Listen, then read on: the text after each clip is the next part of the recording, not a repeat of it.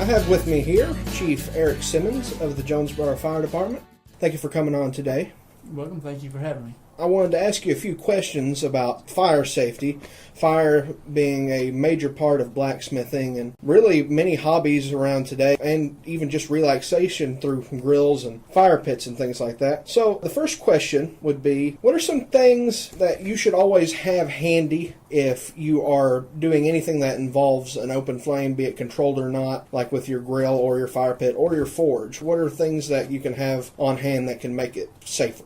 Well, one thing that you really want is if you're doing a controlled burn or controlled things like that, water would be very nice to have, whether it be a hose or some sort of thing like that. A fire extinguisher is good, depending on what you're doing. If you're doing it in an industrial setting, you might want to have a different type of fire extinguisher than you would if you were having something at your home. So depending on what you're using it for, if you're using it for a grill, you might just have a Class A, B, or C fire extinguisher. If you're doing combustible metals, you'd want to have a Class D fire extinguisher. So it just depends on what you're doing, but it's nice to have something that if the fire gets out of control, you are able to control it. Right, thank you. I guess there are a lot of different fire extinguishers that are usable at different situations. Mm-hmm. How far should any of these flames be kept away from your home or other possessions? What's a good distance to keep things like that? Well, in our city code or city ordinance, it says to keep everything at least 25 feet away from all buildings and property lines, which that's kind of hard with a grill. So as long as you keep the grill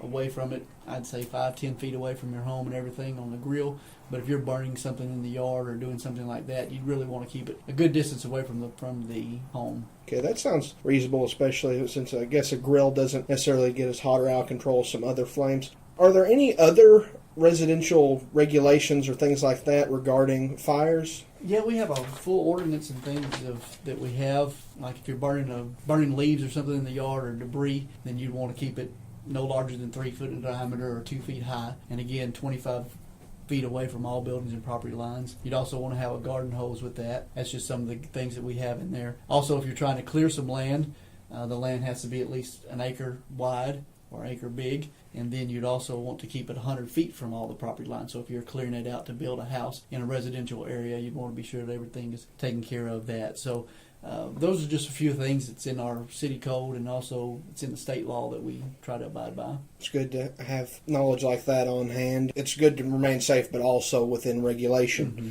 I know with house fires and things like that, many different things can get caught up. Are there any specific metals or other materials that when burned cause some form of toxicity or hazards other than just the heat? There are some. The ones that we were looking at, I was trying to look up, like galvanized metals. They put off a fume that can cause metal fume fever, some call it. There's different names for that. But anytime you're welding or anytime something with the galvanized metal is burnt, well, then it puts off something it could be toxic to your health. It's good to keep tabs on those things. Mm-hmm. Galvanized metals, of course, are very common, mm-hmm. and people need to know to avoid them for high heated fires. What are some actions you should take if your fire ever spreads anywhere you don't want it, or if it gets out of control or even too hot? Well, what we'd always suggest is call the fire department, number one. Get away from it.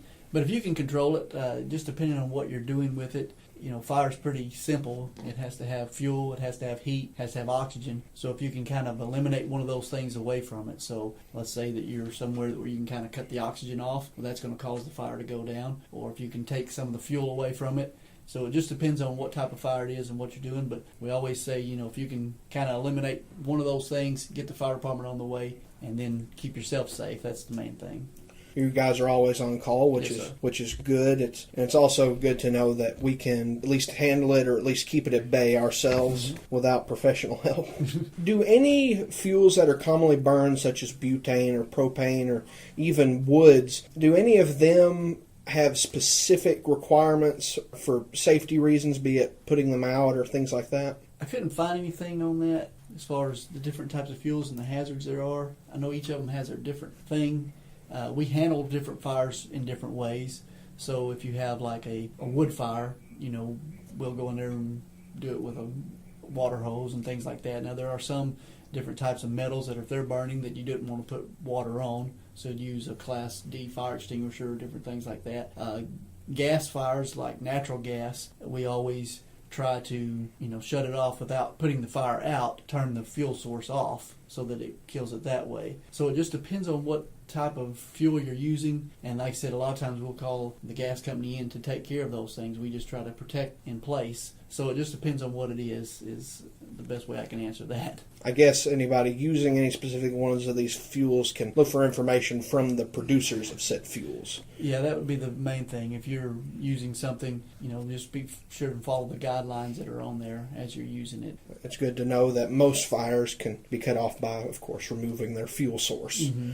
Well, I believe these things are very helpful. It's good to get some bona fide information for fire safety rather than just my 2 cents. I appreciate you coming today, and I appreciate your time and your attention. It was nice meeting you, Chief Simmons, and thank you for your time. Thank you, sir.